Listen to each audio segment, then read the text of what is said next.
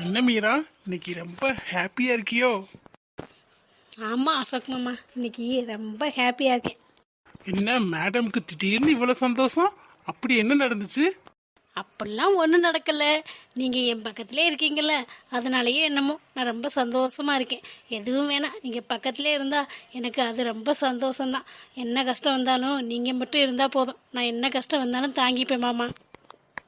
ஆனால் உங்களுக்கு ஒரு கஷ்டம் வந்தால் அதை என்னால் தாங்கிக்க முடியாது.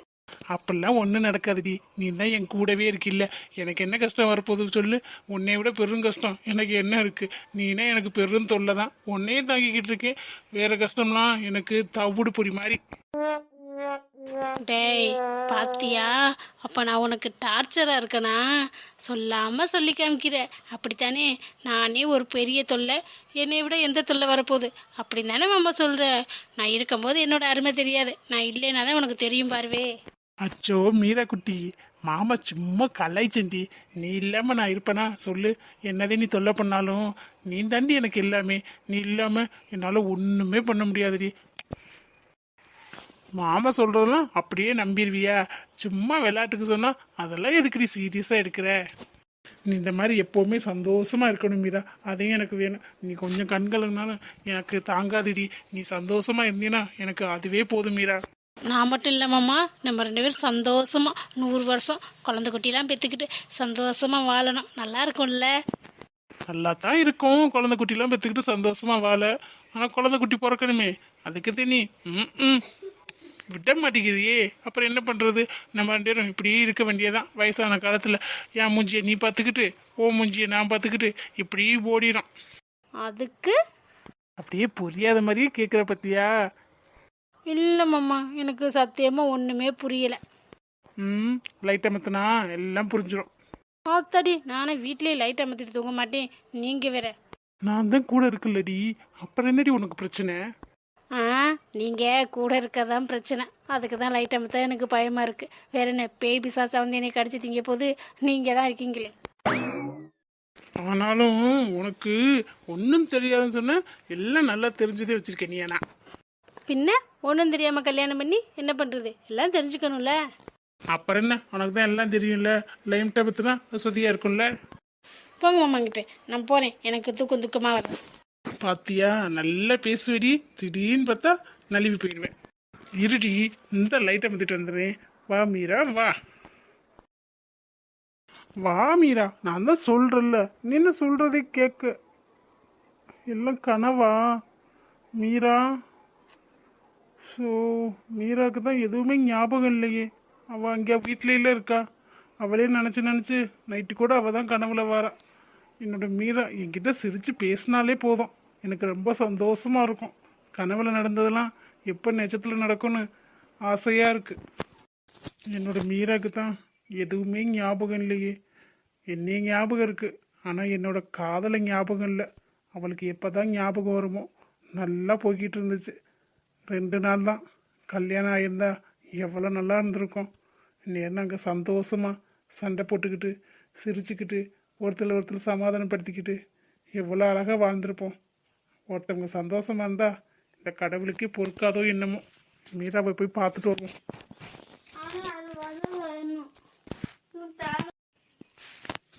மீராவை காலேஜ் போயிருப்பாள்ல. முன்னாடிலாம் எங்கே போனாலும் என்கிட்ட சொல்லிட்டு போவா. இப்போ சொல்கிறது கூட இல்லை, என்னோட ஞாபகம் கூட இல்லை. முன்னாடி ஃபோனை திறந்தாலே ஃபஸ்ட்டு மெசேஜ் ஃபஸ்ட்டு கால் அவளோட தான் இருக்கும். இப்போ என் ஃபோனுக்கு யாரும் ஃபோன் பண்ணுறதும் இல்லை, மெசேஜ் பண்ணுறதும் இல்லை. எனக்குன்னு யாருமே இல்லை, மீரா மட்டும்தான் இருந்தா. அவள் ஒருத்தி போதும், நம்ம வாழ்க்கை ரொம்ப சந்தோஷமாக இருக்குன்னு ரொம்ப சந்தோஷப்பட்டுட்டேன். ரொம்ப சந்தோஷப்பட்டனாலே என்னமோ கடவுள் ஏன் இவ்வளோ சந்தோஷமாக இருக்க அப்படின்னு சொல்லி என்னோட சந்தோஷத்தெல்லாம் பறிச்சிட்டார். ஒருவேளை என்னோட மீராக்கு எதுவுமே ஞாபகம் கடைசி வரைக்கும் வரலைன்னா நான் என்ன பண்ணுறது? ஆத்தாடி, எனக்கு பயமாக இருக்கே. ஒருவேளை என்னோட ஞாபகம் வரலைன்னா வேற யாரையும் கல்யாணம் பண்ணிடுவாளா? சரி, அவள் சந்தோஷமாக இருந்தால் போதும். எது நடந்தாலும் சரி, நம்மளால என்ன பண்ண முடியும்? நம்ம தலையில் என்ன நடக்கணும்னு எழுதிட்டாரு, அது நடந்தானே தெரியும். நம்ம மாற்றணும்னு நினச்சா மாற்ற முடியாது, அனுபவிச்சு தான் ஆகணும். எப்போ பண்ண பாவமோ அது இப்போ என்னை ஆட்டி படைக்குது. என்னோட மீரா மட்டும் என் கூட இருந்தால் போதும், எந்த கஷ்டம் வந்தாலும் தாங்கிப்பேன். என் மீராவே என் கூட இல்லைன்னு போ, என்ன பண்ணுறதுனே தெரியல. காலையிலேருந்து நம்ம மனசு ஏன் ஒரு மாதிரியாவே இருக்குது, எதையோ மிஸ் பண்ணுற மாதிரியே இருக்குது. எல்லாரும் கூட தான் இருக்காங்க, இருந்தாலும் யாரையும் ரொம்ப மிஸ் பண்ணுற மாதிரி ஒரு மாதிரியாவே ஃபீல் ஆகுது. யாரை நம்ம மிஸ் பண்ணுறோம்? எல்லாரும் கூடவே தானே இருக்காங்க. மிஸ் பண்ணுற அளவுக்கு யாரும் நமக்கு அப்படி இல்லை. அம்மா அப்பா தான், அவங்க கூடயே தான் இருக்கேன். ஹாஸ்டலில் இருந்தாலும் அந்த ஃபீலிங் வரலாம், வீட்டில் இருந்து தான் வரேன், இருந்தாலும் அந்த ஃபீலிங் எதுக்கு வருது? காலையிலேருந்து என்னமோ மாறி இருக்கு. நம்ம யாரை மிஸ் பண்ண போகிறோம்? அட்லீஸ்ட் லவ்வர் இருந்தாலாச்சும் லவ்வரை மிஸ் பண்ணலாம், பார்க்க முடியலையே அப்படின்னு ஃபீல் பண்ணலான்னு நினச்சிக்கிட்டு இருக்கலாம். நமக்கு லவ்வரும் இல்லை, ஒன்றும் இல்லை, ஃப்ரெண்டு தான். இங்கே காலேஜ் வந்துட்டு ஃப்ரெண்டும் செட் ஆகலை. அப்படி பார்த்தாலும் பழைய ஃப்ரெண்டு சிவா, அவனையும் பார்த்துட்டேனா. நம்ம யாரை மிஸ் பண்ண போகிறோம்? காலையிலேருந்து ஏன் நம்ம மனசு ஒரு மாதிரியாவே இருக்குது, என்னன்னே புரியல. Hello Meera madam. சிவா சொல்லு, நீயா? நீ எப்போ வந்த? நீ ஆமாம், ஒரு மனுஷன் வந்து பக்கத்தில் வந்து உட்காடுறேன், அது கூட தெரியல. அப்படி என்னதான் யோசிச்சுட்டு இருக்கே தெரியல. இப்படிலாம் இருந்தீன்னு வச்சுக்க, எதையாச்சும் ஆட்டியை போட்டு போயிடுவாங்க, அப்புறம் காணுமேன்னு சொல்லக்கூடாது. நான் வந்து உட்காந்தது கூட தெரியல. அப்படி என்னதான் யோசிச்சுட்டு இருக்க நீ? அது ஒன்றும் இல்லைப்பா, காலையிலேருந்து மனசு என்னமோ மாதிரி இருக்குது, யாரையும் மிஸ் பண்ணுற மாதிரியே இருக்குது. அதான் அம்மாவும் கூட இருக்காங்க, அப்பாவும் கூட இருக்காங்க, வேறு யாரை நான் மிஸ் பண்ண போகிறேன், அதான் யோசிச்சுட்டே இருக்கேன். ஒரு வேளை யாரையும் லவ் பண்ணுறியோ என்னமோ, உன் மனசுக்குள்ள இருக்கவங்கள பார்க்கணும்னு தோணுதோ என்னமோ, அதனால கூட இருக்கலாம்ல மீரா. அப்படிலாம் நான் யாரையும் லவ் பண்ணலப்பா. இருக்கலாம், உன் ஆள் மனசுக்குள்ள யார் மேலேயாச்சும் லவ் இருக்கலாம், அது உனக்கு தெரியாம கூட இருக்கலாம். அதனாலயும் உனக்கு அப்படி வரலாம்ல. நல்லா யோசிச்சு பாரு, யாரை உனக்கு ரொம்ப பிடிக்கணும், அவங்க மேல லவ் இருந்துச்சுன்னா அவங்கள பார்க்கலையே பேசலையேன்னு ஒரு வருத்தம் இருக்கும்ல, அதுவும் மிஸ் பண்ற மாதிரி தான் இருக்கும். உன் ஆள் மனசுல யாரோ இருக்காங்க. இல்லை சிவா, அப்படிலாம் எனக்கு ஒன்றும் தெரியல. ஆனால் காலையிலேருந்தே மனசு ஒரு மாதிரியா இருக்குது, யாரையும் மிஸ் பண்ணுற மாதிரியே. எதுக்குன்னே தெரில, நானும் யோசிச்சு பார்க்குறேன், எனக்கு தெரியல. ரொம்ப யோசிச்சாலும் தலை வலிக்குதா, அதோட அப்படியே இருந்துட்டேன். அதான் இங்கே வந்தேன்.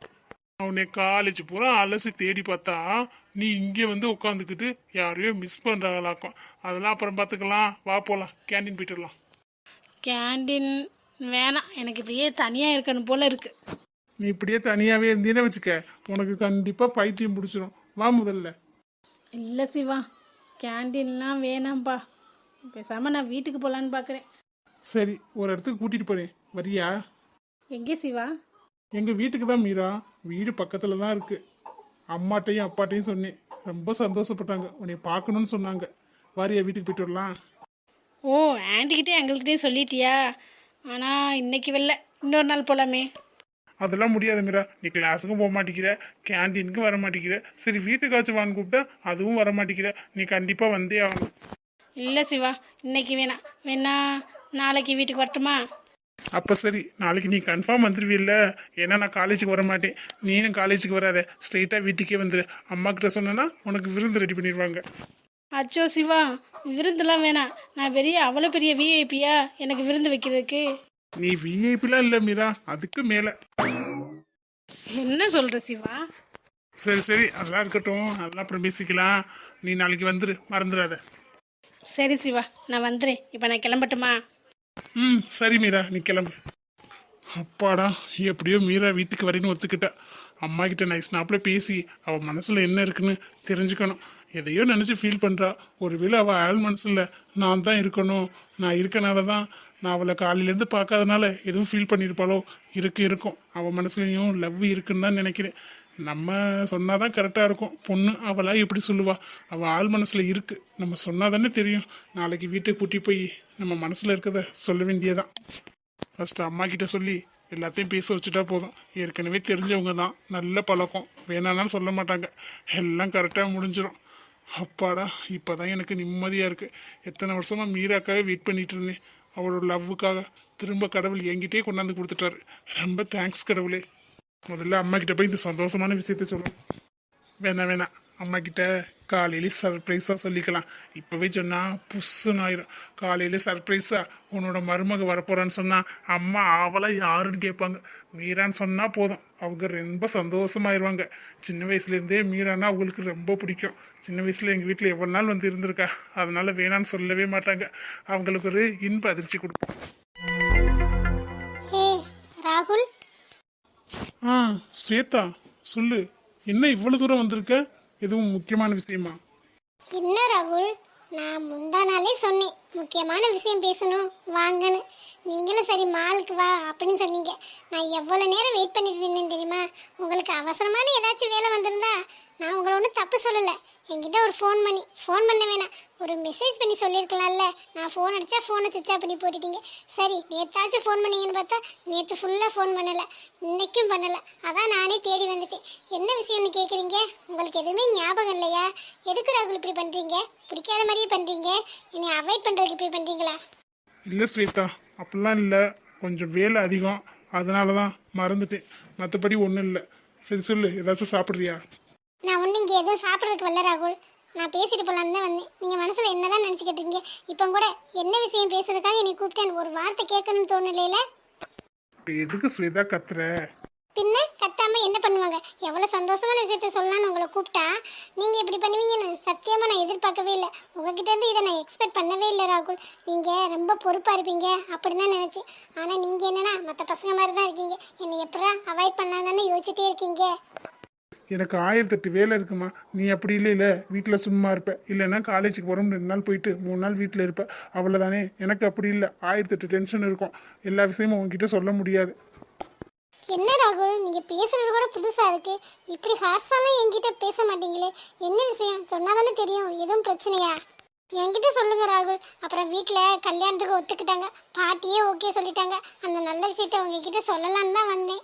நீங்க தான் இப்படி பண்றீங்களே, அதான் நேரையே உங்ககிட்ட சொல்லிட்டு போலான்னு வந்தேன். ஸ்வேதா, நானே உங்ககிட்ட பேசணும் தான் இருந்தேன். இப்போதைக்கு கல்யாணம்லாம் வேணாம், நீ உங்கள் வீட்டில் சொல்லிடு. என்ன ராகுல், என்ன சொல்றீங்க? கல்யாணம் வேணாமா?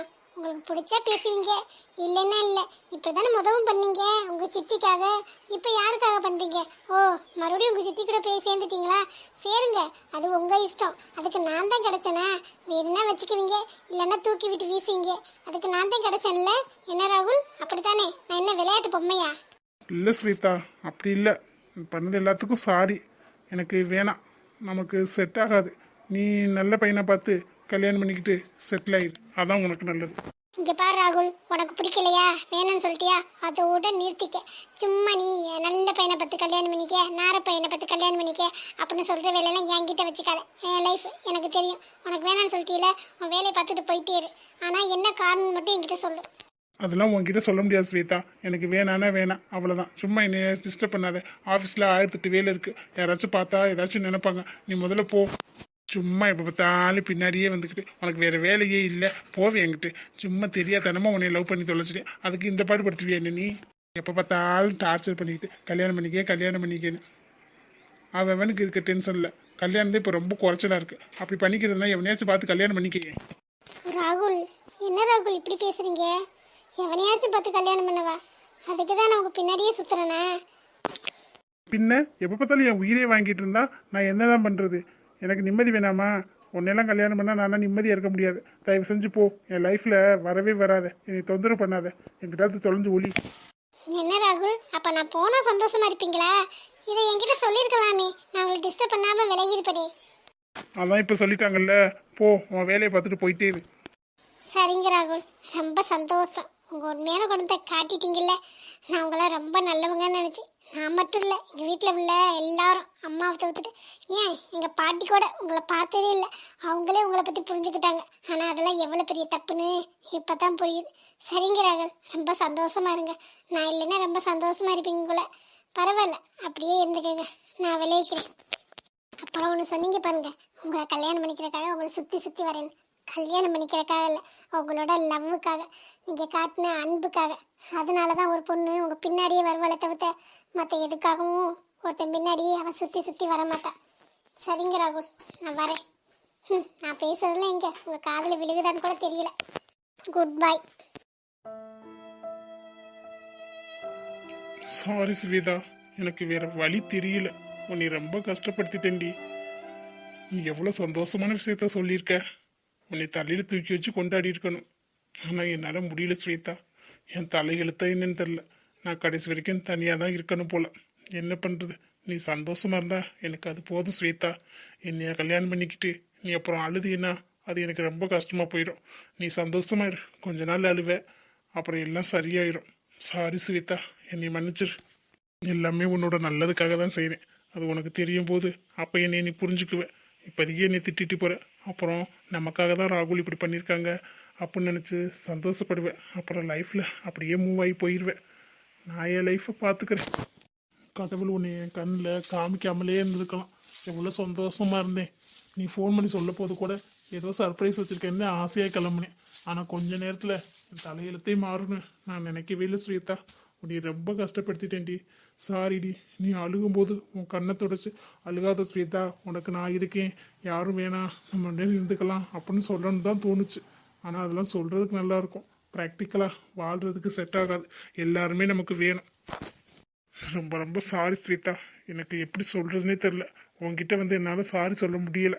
சாரி சொல்கிற மனநிலைமையிலே நான் இல்லை. உங்ககிட்ட சொன்னாலும் நீ புரிஞ்சுக்க மாட்டேன். அதனால தான் இப்படி பேசிட்டேன். ரொம்ப ரொம்ப சாரிடி, என்னை மன்னிச்சிருடி. நான் உன் மேலே வச்சுருந்த காதல் 100% உண்மைடி. இன்னை வரைக்கும் உன்னை தாண்டி நினச்சிக்கிட்டு இருந்தேன். Sorry Shweta, please Shweta.